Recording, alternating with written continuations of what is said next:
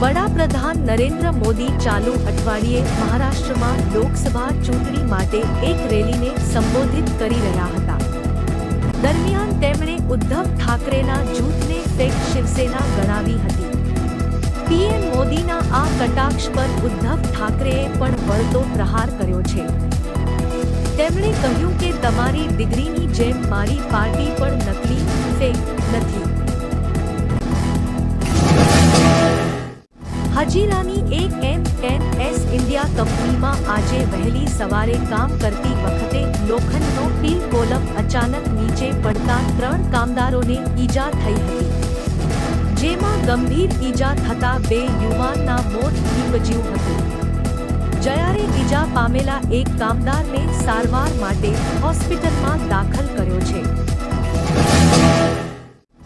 Jalpesh કાળેના diamond બુર્સનું ગત 17 ડિસેમ્બરે વડાપ્રધાન મોદીએ ઉદ્ઘાટન કર્યાના આજે 118 દિવસે પણ 4200 માંથી માત્ર 3 ઓફિસ જ શરૂ થઈ છે.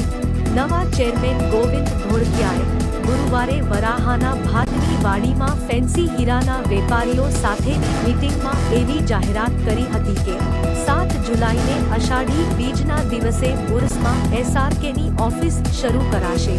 તમે પણ ઓફિસ શરૂ કરો. ધર્મનંદન ડાયમંડ 1 જુલાઈએ ઓફિસ શરૂ કરવાની ઘોષણા કરી છે.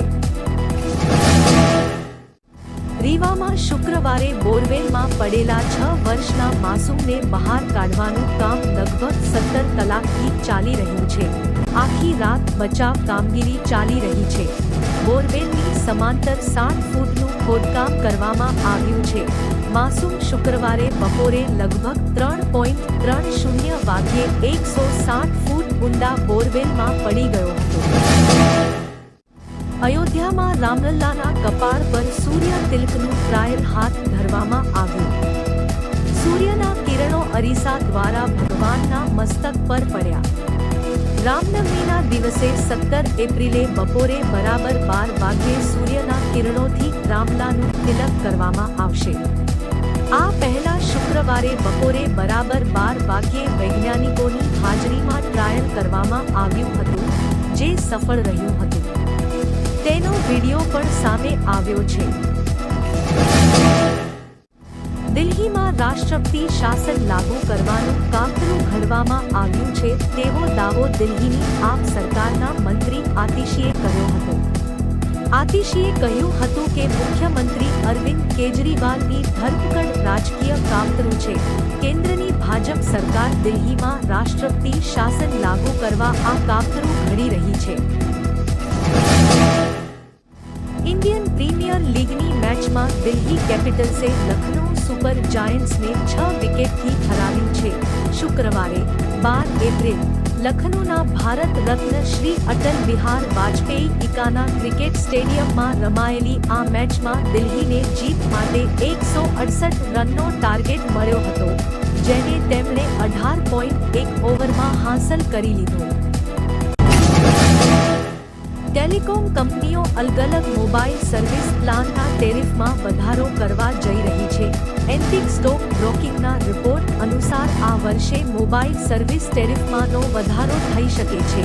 તે જ સમયે જીઓ અને એરટેલ તેમના પ્રીમિયમ વપરાશકર્તાઓને અમર્યાદિત ડેટા આપવાનું બંધ કરી શકે છે. કંપનીઓ જૂન-જુલાઈ સુધીમાં ટેરિફ વધારવાનો નિર્ણય લઈ શકે છે. અમેરિકન કાર નિર્માતા જીપ ઇન્ડિયાએ ભારતમાં તેની સૌથી લોકપ્રિય એસયુવી કંપાસની નાઇટ ઈગલ એડિશનને ફરીથી લોન્ચ કરી છે. કંપનીએ તેની પ્રારંભિક કિંમત 25 લાખ રૂપિયા એક્સ શોરૂમ રાખી છે. કંપની ભારતમાં ફક્ત તેના મર્યાદિત એકમોનું વેચાણ કરશે. તે સત્તાવાર વેબસાઇટ પરથી અથવા નજીકની ડીલરશીપની મુલાકાત લઈને બુક કરી શકાય છે. 2024 કંપાસ નાઇટ ઈગલ એડિશનમાં માત્ર કેટલાક કોસ્મેટિક અપડેટ્સ જ આપવામાં આવ્યા નથી, પરંતુ કેટલીક નવી સુવિધાઓ પણ ઉમેરવામાં આવી છે. તેમાં 17.1ની માઇલેજ અને ADAS જેવી અદ્યતન સુરક્ષા સુવિધાઓનો સમાવેશ થાય છે. બરાબર એક સપ્તાહ પછી 19મી એપ્રિલે લોકસભા ચૂંટણીના પ્રથમ તબક્કાનું મતદાન થવાનું છે. બીજેપી 14 એપ્રિલે દિલ્હીમાં પાર્ટીનો મેનિફેસ્ટો જાહેર કરશે. તેમાં પીએમ નરેન્દ્ર મોદી હાજર રહી શકે છે. દરમિયાન મંડીથી બીજેપી ઉમેદવાર કંગના રનૌતે વડાપ્રધાન નરેન્દ્ર મોદીને ભગવાન રામનો અંશ ગણાવ્યા હતા. તેમણે એમ પણ કહ્યું કે આપણે બધા તેમની પીએમ મોદી ચેતના, તેમના બલિદાન અને તેમના ચરિત્રનો એક ભાગ છીએ.